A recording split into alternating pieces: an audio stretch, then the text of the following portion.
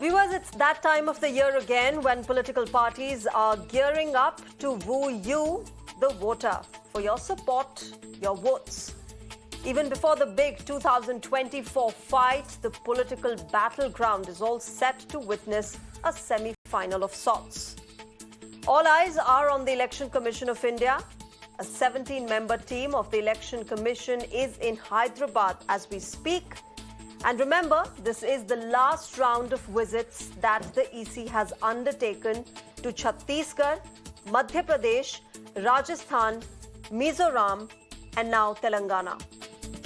Now, once this visit ends, expect to hear the dates of the state elections anytime.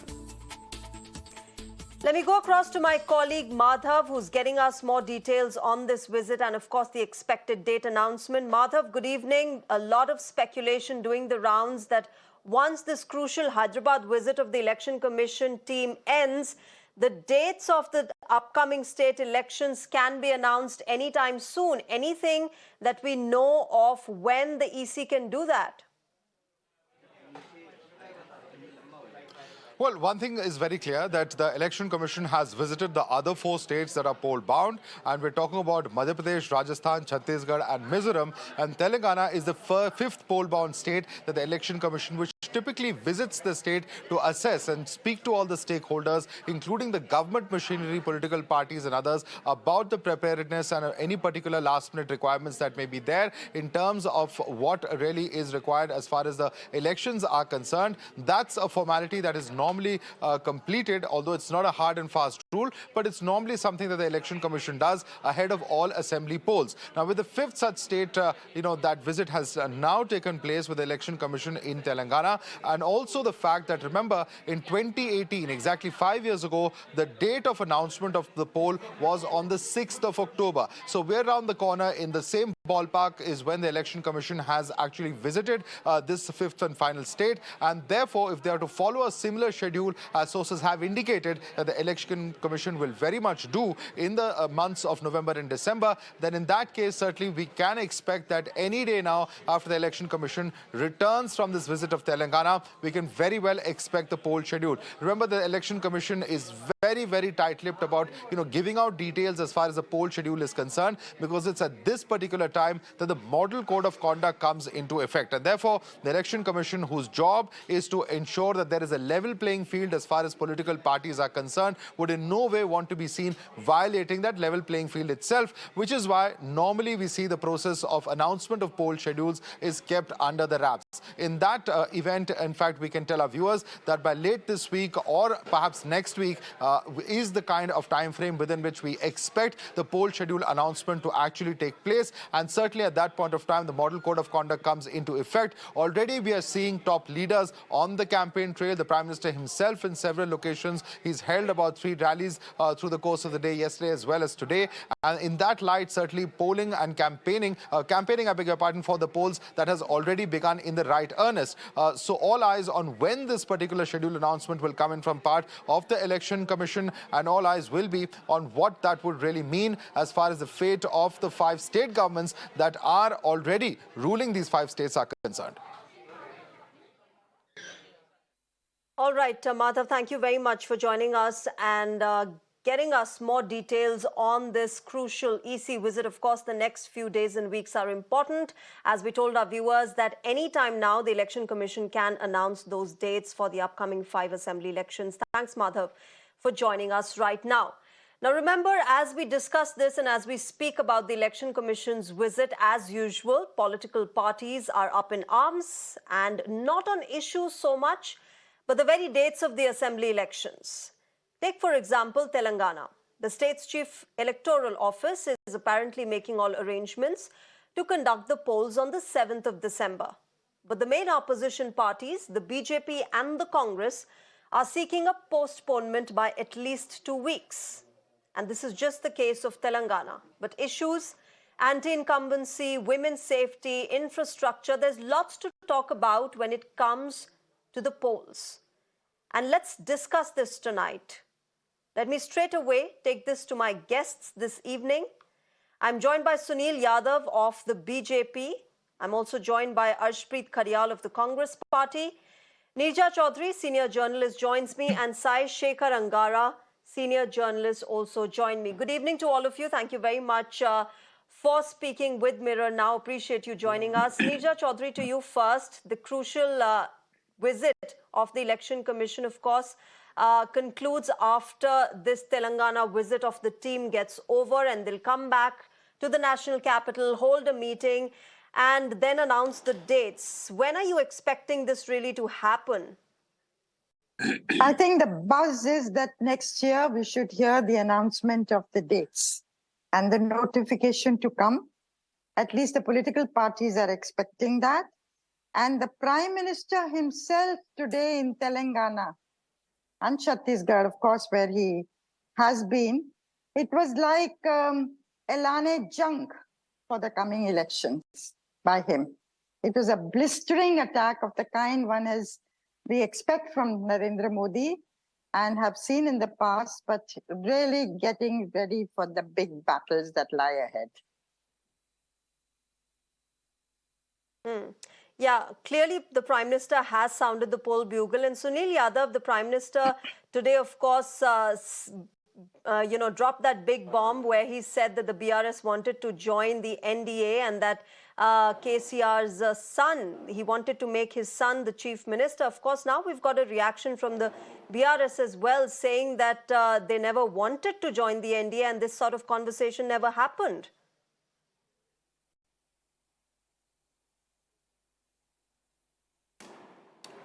देखिए, हम लोग Bharatiya Janata party अब जो भी हम लोग चुनाव के लिए हमेशा रेडी रहते हैं और अभी मोदी जी का तेलंगाना जाना और चुनाव इलेक्शन कमीशन का वहाँ पे जाना ये अपने आप में ये कहता है कि हम लोगों की चुनाव की तैयारी पूरी रहती है हमेशा। हमारी पार्टी एक कैडर पार्टी है और हम सब लोग लगातार पार्टी के लिए ही काम करते हैं। हमारी पार्टियों में अपना पार्टी प्रेसिडेंट होते हैं, उसके प्रभारी, चुनाव प्रभारी, सब लोग रेडी रहते हैं। हमें अब समीकरण जो भी पार्टी तय करती है वो पार्टी का अपना इंटरनल मामला होता है, किसको ज्वाइन कराना है, किसको नहीं कराना। लेकिन हम भारतीय जनता पार्टी के लोग हमेशा काम के लिए रेडी रहते हैं और हमारे जो इलेक्शन इंचार्ज होते हैं, बड़े बड़े लीडर्स होते हैं, माननीय अमित शाह जी या प्रधानमंत्री जी खुद स्वयं स्टेट में जाके दौरे करते हैं। हमें इलेक्शन की तैयारी के लिए कोई टाइम की ज़रूरत नहीं होती। हम पूरे साल, चाहे अगर स्टेट में हमारी सरकार होती है या हमारी अपोजिशन में हम लोग होते हैं, लेकिन हम 24 आवर्स पार्टी के लिए काम करते हैं और चुनाव की तैयारी में हमेशा लगे रहते हैं। तो किसी के ज्वाइन करने से अगर कोई समीकरण बनता है तो पार्टी का इंटरनल मामला वो लोग उसको तय करते हैं, लेकिन हम लोग चुनाव के लिए हमेशा रेडी रहते हैं। अभी जिन जिन राज्यों में चुनाव है हम लोग पूरी तरह से तैयार हैं। जो भी कोई डेट अगर आती है अभी आने वाले कमिंग वीक्स में, तो हमारी पार्टी पूरी तरह से तैयार है और आने वाले समय में, जैसे आपने कहा कि सेमीफाइनल है, तभी सेमीफाइनल में पता चल जाएगा और 2024 में भी हमारी ही सरकार बनने जा रही है। Hello. Arshpreet Kharyal, the BJP spokesperson there, being very confident of the fact that this semi-final would be theirs, and of course that big poll battle that is slated for 2024 is also theirs. Your thoughts on that, and also the fact that in Telangana you want the election dates to be postponed by at least 2 weeks. Why is that? Thank you very much for your question. First and foremost, let me clarify one thing. The Congress party is winning in the majority of the states, and the Bharatiya Janata Party is not even close. The Congress party is shaping the narrative, and the Bharatiya Janata Party is not even in the narrative, especially in Chhattisgarh, then in Madhya Pradesh, and then in Telangana. You see, the fact of the matter is that the Bharatiya Janata Party is saying that this is the semi-final. I think, yes, this is the semi-final. The quarter-final was Karnataka, where you lost, and before that it was Himachal, where you lost. And the history is bound to repeat itself in the upcoming elections, which will happen very soon. And the Bharatiya Janata Party's government is up for a surprise for 2024 as well. Basically, the house of cards, Shreya, that they had built based upon lies and false promises has started to crumble down. Because people, whenever the Bharatiya Janata Party's government promises something new or makes a new promise, people ask them, let alone promises, let alone your promises of 2022 and 2023. What of 2014? You had to give us 15 lakhs per person. You had to give us 2 crore jobs a year. You had to double farmers' income. You had to decrease the price of diesel, petrol, dal, dahi, doodh, paneer, and whatnot. And the gentleman from the Bharatiya Janata Party, I was astonished. He could say that on record. He said, "Chunav ki tayari mein hum hamesha rehte hain." We know that, but you are saying it on record because the Bharatiya Janata Party, on the very first day of, let's say that they formed government, on the next day, the Bharatiya Janata Party's leaders, many have said it on record that when they're asked, what work will you do, what will you deliver in the state, they say we have already started preparing for the next assembly election, which is to happen 5 years down the line. That is the Bharatiya Janata Party. चुनाव के लिए हमेशा तैयार, काम के लिए they are never तैयार. That is the problem with the Bharatiya Janata Party. And as far as their accountability is concerned, Mr. Modi did not even do one press conference in 9 long years. And he's the number one leader of the Bharatiya Janata Party. From there, you can ascertain one thing, that in the Bharatiya Janata Party, there is no answerability. There is no democracy. There is, if there is anything, that is only dictatorship and danda taktar. Next is that this election, Sunil the coming Yadav. election in different states, let me clarify a few things vis-a-vis the states which are election bound. देखो, कांग्रेस के लोग तो अभी बोलने के अधिकारी नहीं, क्योंकि पिछले 60 सालों से इन्हीं की सरकार रही है देश में। Okay. Arshpreet, let Sunil respond to you. Sunil जी, कांग्रेस की सरकार रही और जब से मोदी जी पिछले 90 देखिए ऐसा है, आपका तो साहब कर्नाटक और हिमाचल में आपको मुक्त कर दिया गया वहां से, और आपकी दोनों जगह सरकार नहीं, हम 25 साल से मध्य प्रदेश में हमारी सरकार है। कांग्रेस जहां पे जाती है दोबारा वापस आती one at a time. Arshpreet, you've had your say. Let Sunil Yadav respond. हम काम के नाम पे, मोदी जी सबके काम के नाम पे ही हम लोग वोट मांगते हैं। हमारी जहां सरकार होती है वहां पे हमारी सरकार दोबारा जाती नहीं है। आपने 2 अभी आप देखेंगे, अभी सर आप देखिए मोदी जी ने जो Okay, Arshpreet, let Sunil Yadav respond. I'll come back to you. एक भी काम Arshpreet, let Sunil respond, then I'll come back to you. Bank account खोलने की बात हो, चाहे सड़कें बनाने की बात हो देश में, चाहे hello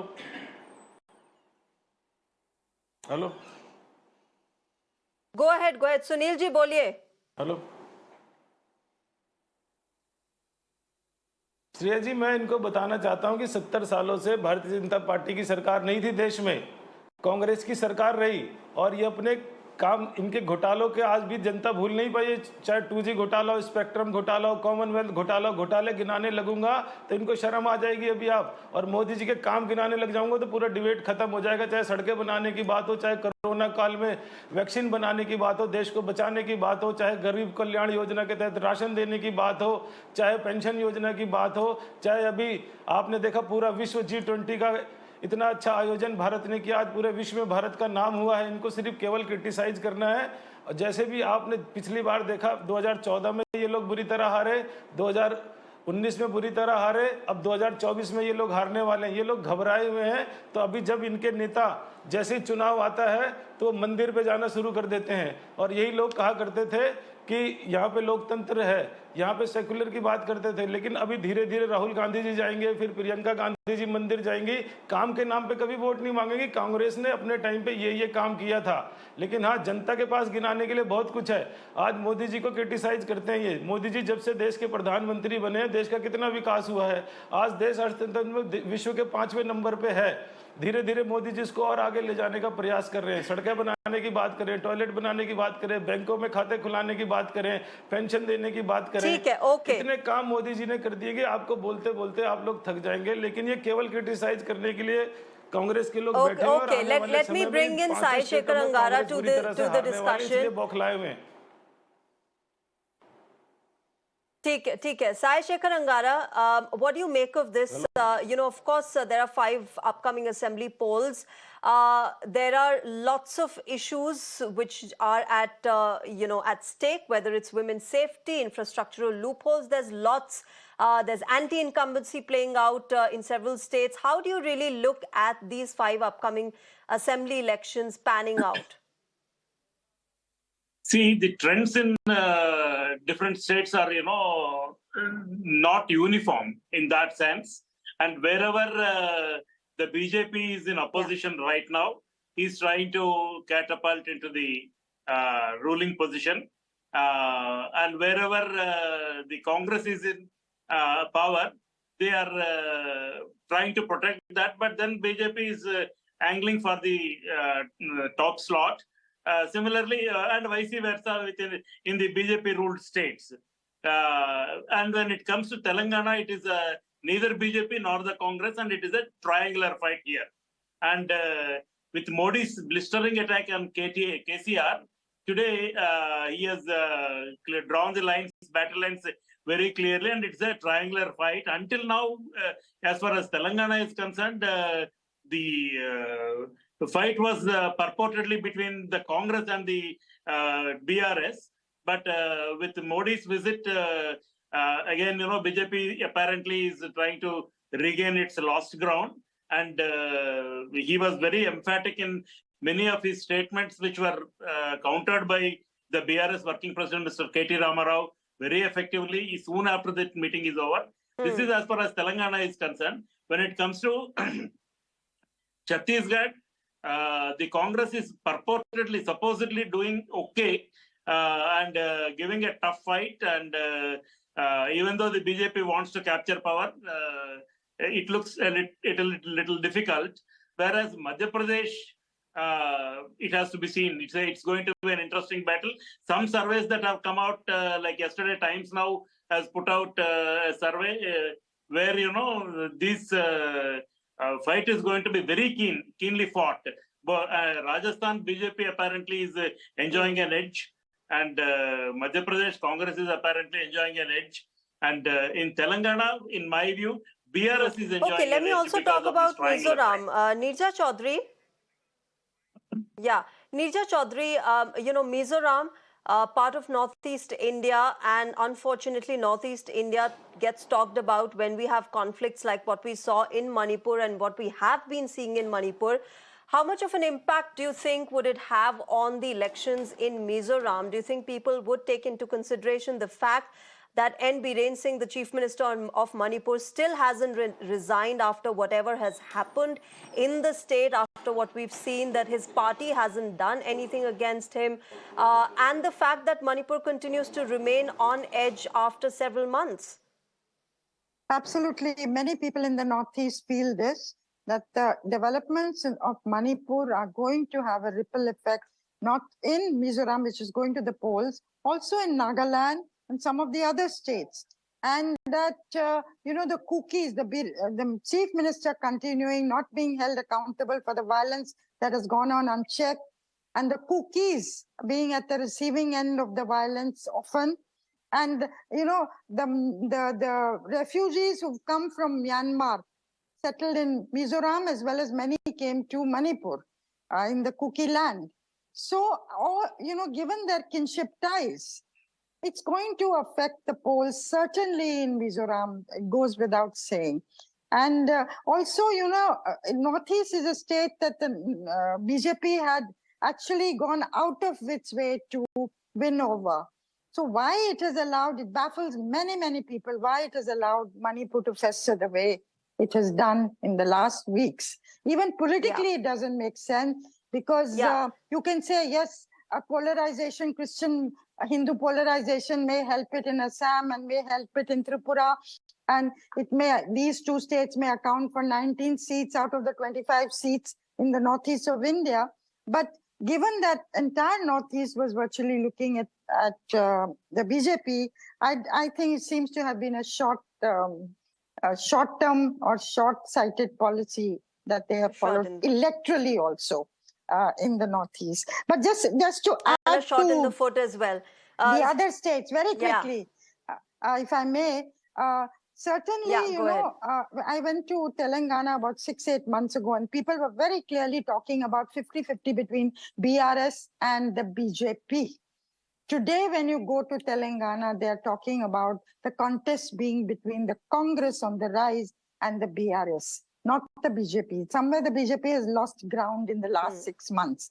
Now, Congress, can it catch up? Because the BRS was way ahead last time. And of course, he's followed policies of welfareism and so on. There's anti-incumbency, huge amount of corruption that people talk about. So we don't know how much the Congress is going to catch up. As for Madhya Pradesh, it's very interesting because you have the party deciding to field 4 MPs and 3 ministers from the union government, this time in Madhya Pradesh, and 1 national general secretary. Now, why are they bringing people from the central party to the state? And why are they not announcing Shivraj Chauhan's candidature? And the BJP is going for collective leadership in these states going to the polls. They are not going in for, announcing a chief ministerial candidate, whereas at the center, there is a very clear leader. The issue is going to be Narendra Modi in 2024 election, but the BJP turns around and criticizes the opposition parties for not having a clear leader and going for a collectivity. But in the state election, it is going forward with the collective leadership rather than one leader. So it's very interesting, the contradiction that is there between its central strategy and state strategy. Yeah, Arshdeep, would you like to respond to that? The fact that, the opposition parties have no clear face when it comes to putting up a candidate for the 2024 elections. And of course, even during these, upcoming state assembly elections, we are seeing a lot of infighting happening within the bloc as well. Thank you. See, first and foremost, we happen to be living in a parliamentary form of government, not a presidential form of government. We choose our representatives, which then decide who the prime minister has to be. So I think that's that. Number two, you see, we have more than a dozen leaders who are way more capable than Mr. Modi is, who offer a much better vision than Mr. Modi does, and would do much better work and would definitely be doing press conferences. If we do get through very soon. And you see, the fact of the matter is, the Bharatiya Janata Party spokesperson has been trying to mislead. He said that 2G scam happened, this, that happened. It was important because it was factually incorrect. The people who were involved in the case have already been acquitted. So that's where the Bharatiya Janata Party is misleading. Number two, the BJP is very enthusiastic when it comes to elections, when it comes to campaigning, when it comes to marketing, branding, and advertising. I think if 10% of that time would have been used for work, for development, for infrastructure, India would have been, much, much better. Our hunger index ranking wouldn't have been so low. Our freedom of press index wouldn't have been so low, the ranking. And then vis-a-vis the law and order, we have seen what happened in Manipur. We have seen what happened in Haryana's No. And till date, Manipur is suffering.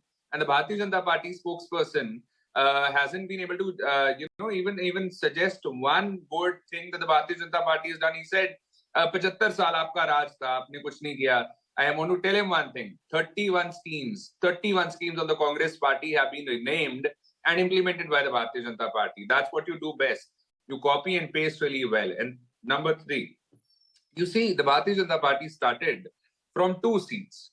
And very soon you'll see the time will come that the Bharatiya Janata Party will be sent back to that number only, because they have started turning our democracy into autocracy. And that's why an India alliance has been formed of 28 plus political parties to save our country, to save our democracy, and to save our constitution.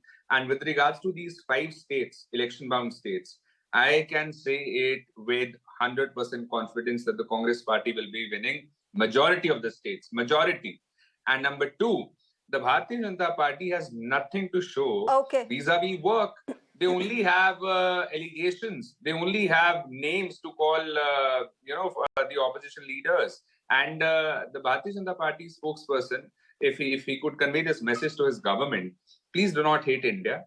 Hate us, hate our ideology, hate our leaders, but do not hate India. The Bharatiya Janata Party, ever since we have let me quickly take this across to Sunil Yadav, and then I'm going to wrap this debate up. Sunil Yadav, Manipur की बात हुई है. Manipur इतने महीनों से it is on the edge. हम conflict देख रहे हैं, day in and day out. Women safety issues हैं इतने. We know that there is a conflict already that is going on. Manipur में आपकी सरकार, आपकी पार्टी क्यों कुछ नहीं कर पा रही है? क्यों हमने कोई सॉलिड एक्शन नहीं देखा है ऑन ग्राउंड अभी तक? मणिपुर में अभी हमारे गृह मंत्री अमित शाह जी कई बार मणिपुर में गए हैं, उसको पूरी सिचुएशन को उन्होंने ध्यान में रखा हुआ है और मणिपुर की गवर्नमेंट उसमें पूरी कोशिश कर रही है कि लॉ एंड ऑर्डर को ठीक रखे। लेकिन वहाँ पे कम्युनल जो थोड़ा सा लड़ाई चल रहा है उसकी वजह से थोड़ा सा कंट्रोल, लेकिन या तो मणिपुर गवर्नमेंट या माननीय अपना अमित शाह जी वहाँ पे रेगुलर वहाँ पे जा रहे हैं, उसको ध्यान रख रहे हैं। थोड़े दिनों में वो चीज़ें अभी शॉर्ट आउट हो जाएंगी और पहले बहुत ज़्यादा था, अभी कंट्रोल में चीज़ें आ रही है। थोड़ा कम्युनल मतलब कुकीज़ और मैथीज़ का थोड़ा सा वहाँ पे चल रहा है, लेकिन उसको ध्यान में रखा हुआ वहाँ की सरकार ने, वो तो हमें भी पता है सुनील यादव जी, बट उसके बारे में हो क्या रहा है वो हमें नहीं दिख रहा ऑन ग्राउंड। वो तो हमें भी पता है कुके और मेते के बीच में कॉन्फ्लिक्ट चल रहा है और सालों से चल रहा है, बट उसके रेजोल्यूशन के लिए क्या किया है अभी तक वो हमने कोई एक्शन नहीं देखा है। But on that note I have paucity of time, I'm going to wrap this up. Hopefully we'll have the election dates soon and we'll see of course how this political fight really pans out. To all my panelists, Sunil Yadav, Arshpreet Karyal, Neerja Chaudhary and Sai Shekhar Angara, thank you very much for joining us on Mirror Now and sharing your perspective on this big semi-final of the political battle ahead of the 2024 elections that is coming in. Up ahead, of course, we'll have to see when the Election Commission announces those crucial dates for these 5 upcoming assembly elections. Thank you very much. With that,